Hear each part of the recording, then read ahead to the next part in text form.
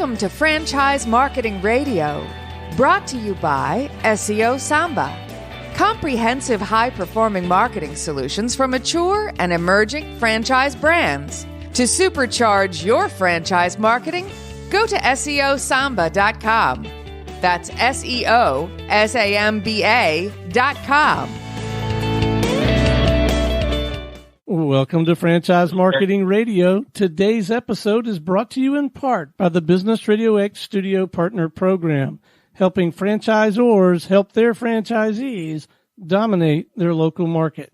To learn more about serving your market and growing your business, go to mybrxstudio.com. Lee, this is going to be a fantastic segment. Please join me in welcoming to the show founder with Abyssinia Hair and Beauty Clinic, Minnie. Good afternoon, Minnie. How are you?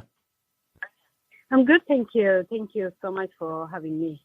Sure, but before we get too far into things, tell us about your franchise. What do you guys do? How do you serve folks? Our franchise is uniquely and widely created, and it's a multicultural approach we have, and we take care of we cater for everyone, every type of hair texture, and that's how we build our company or our franchise. And so it's hair and beauty clinic, is that right? Correct, yes. And then what is the types of services you're offering to the customer? We have Brazilian blowout, hair coloring, hair cutting, makeup, and that is for all types of hair, and based on the type of and the texture of your hair. So the range is the list might be a little bit shorter, but the range is wide range. Right, because every kind of culture and ethnic group has different types of hair and different ways to kind of deal with it. Is that right? Correct. Yes. The approach is quite different. You know, when you talk about coloring, the dark hair color approach is different from the blonde hair color approach. So that's more details. So we give that depth kind of treatment. And then the same goes with like braiding and styling and things like that. Even makeup, right? The skin tones are different, and then you have to have certain kind of skill level to do the different ethnicities. Correct. So what we are trying to bring here is our approach is this is 21st century. So before when we talk about braids, we only talk about, like the African side or the black, hair only do braids and all that. And when you talk about blonde or, hair straightening, we only talk about, the Caucasian and the Asian and the straight hair. But this is 21st century. So the Caucasian hair can be braids, and we braid Caucasian hair. And the curly or very tight curls kind of hair can get a smooth, sleek kind of finish. So we are trying to bring all the multicultural kind of things in one stop. That's our approach. So in one salon, because a lot of the salons are kind of by ethnicity, right? There'll be like kind of the Caucasian one, and there'll be African American one, and they may not have, like the Caucasian one may never have a African American client. Exactly, unless now they have African American stylists. But here, I've trained globally. I was in France. I trained in France, in Italy, in England, in Germany, and in South Africa, in Dubai, and in America, in Africa. So because of that gives me a wide range of ability to handle all texture. And not only that, but before we start doing the hair, we have to check the porosity or the texture of the hair by giving that 50 minutes free consultation. So that will help us to accomplish the client's needs. Now, what about when it comes to product? Do you have to have different products for the different types of hair? Correct. So our main product, we are using Arenco and Moroccan oil. So the Arenco and Moroccan oil, both are high-end. Arenco is a vegan product, and also it's a luxury brand. That the Arenco approach specifically is a global approach, and I love the Arenco product because a group of hairstylists came up together and that they manufacture this product so that they understand the global approach. So this is the best product we are using currently, and we are also using it in Africa. So now the decision to franchise this model, is it difficult to kind of transfer the knowledge onto a franchisee? It's not. Our founder, me and my sister, our approach is it's all about passion. So mine is actually a hidden passion. So I call it hidden passion because I never knew that I had this passion for hair. But once I landed on the hair industry, it's just the rest is history, and it's just all about the passion you have. So when we train people, we train all of them, all types of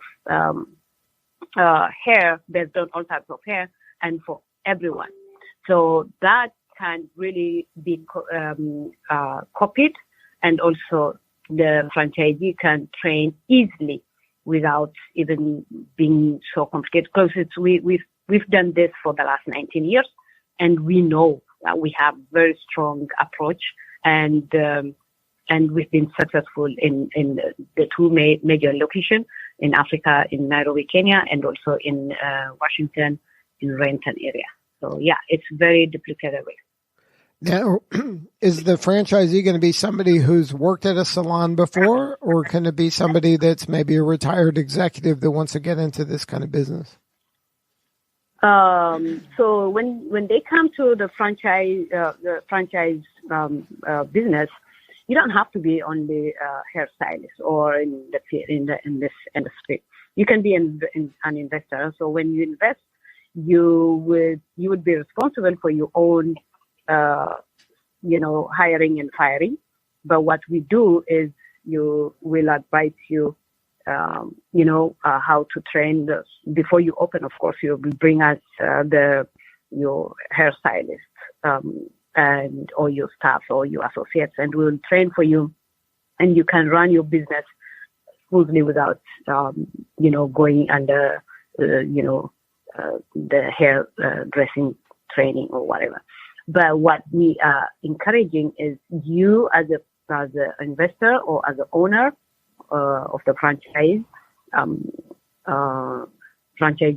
you will be also included in the training so that you know the whole, the basic ideas at least, So when we train, we don't train only the hands-on, we train also the marketing business, the business side of, how to retain your customers and how to give that undivided attention. So the hairdressers can be only focusing on the hair sometimes or the hands-on, but as a manager or as an owner, you need to have the marketing skills as well, or the business side of skills. So we will train and we will include you.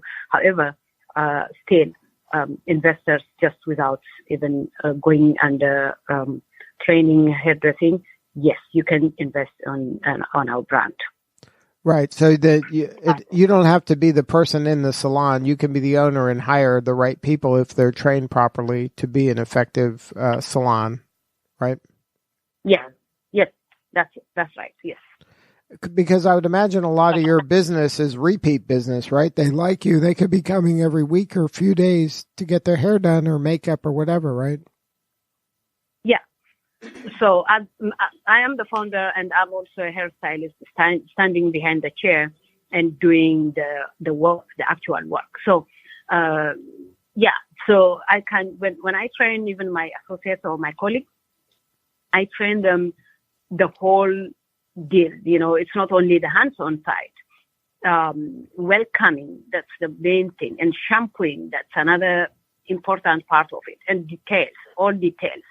So, am I running a business? Yes, I'm running a business. Am I a hairstylist? Yes, I'm a hairstylist. But my approach is when I sell the franchise, you don't have to be like me. You know, you need to be you need to get the right people to work for you and deliver all the promising. Yeah. So now we talked a lot about hair, but does it also go into like nails as well? The one in this location, we don't do nails. So the one in Africa, yes, we do nails. But the franchise model, what we have developed now, it's hair and makeup and braiding. That's our main strong point of selling. And then, so the revenue would come in from the doing the work of the cutting of the hair and styling of the hair, and then also the selling of the products. Those are the main revenue streams? Yes, that's the main stream. Yeah. And franchisee would get the opportunity to get training with us every quarterly, just freshen up training. That's our support. And also we continuously advertise, of course. You know, the brand is already pretty known. Yeah. So do you help them? Do you help them find the appropriate location? Because I would imagine the location is important in terms of being in a market and in a neighborhood that has the right clientele mix. Correct. Yeah. Demography is the main thing, because our approach, like, we don't run like, we run middle and high end kind of. So the product we are using is a luxury high end product. So we choose the location wisely. Otherwise, it doesn't go with the brand. So we will help them bring the location, and we will help them also, the same kind of like the interior. So right now you said you had 2 locations going. How many do you envision having? As many as possible. I mean, we don't really say this much, but every 10 miles we will intend to open and our brand everywhere. If you're just joining us, you are listening to Franchise Marketing Radio. Lee Canterstone Payton here with you. We are visiting with Minyshu. She's the founder of Abyssinia Hair and Beauty Clinic. Minnie, have you found that there are some marketing methods better than others for kind of getting the word out about this franchise opportunity, or are there some things that are working better for you than others? We tried the leads, like on the social media, like Facebook leads, and I think we might get lucky on the word of mouth and that one-on-one approach and looking for investors, because the Facebook approach is mainly, of course, the hairdressers or the people who are in the hair industry would get more inquiries from them. But mainly what we are looking for is strong investors, and the serious business people. That's what we are looking for. So any marketing tools, so far we are using, we've tried the Facebook and the local, paper, like reporter paper and all that. So the Facebook, I don't think it would really give us more, but the word of mouth, we are really getting different inquiries so far. Yeah. Now, are you looking for kind of somebody that would come into a market and open up like 5 or 6 of these, or is it something that you're going to have to, in any given market, have 5 or 6 individuals set up shop? We cannot really control that we cannot really say we are looking, but of course we are, there's no limit. We are looking for anyone who are willing to open 1 or 5, more than 1. Yeah, the charge would be less for them if they wanted to open more, multiple locations. But yeah, we are looking for all possibilities. Now, is the demographic of a salon owner, is it a woman or is it a certain age group? So our approach is for everyone. Our clients are from infants to the people who are elderly with wheelchair. The demography, of course, the household, our approach is 80 to higher.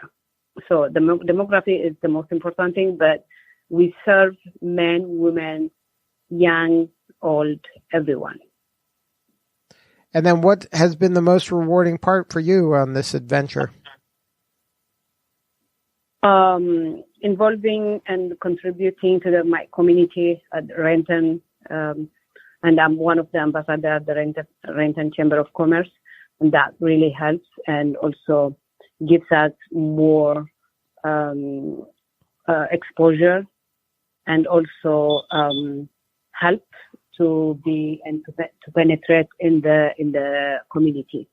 Now, do you have any advice for people who maybe not necessarily in your business, the salon business, but any type of service business where you're really dealing with a customer and that personal kind of connection is important? Do you have any advice and ways to keep the client happy and keep them coming back? Yeah. The most important thing is consistency and integrity and always loyalty, of course. And don't go into a business just because to make money. Go into a business that you're passionate and also consider helping others. That's my advice. And that's a good, probably, if you're that kind of person, then you'd be a pretty good fit to run one of your salons, right? Yep. And then if somebody wanted to learn more about the opportunity, do you have a website? We do have a website, and also we have this location where we are is the corporate office, and they can come and learn more about our franchise, and also they can reach us in every means like email and all that. We will, of course, keep educating them about our plan and our franchise. And then what's the website? Our website is www.abyssiniabeautyclinic.com. And then can you spell that, please? Abyssinia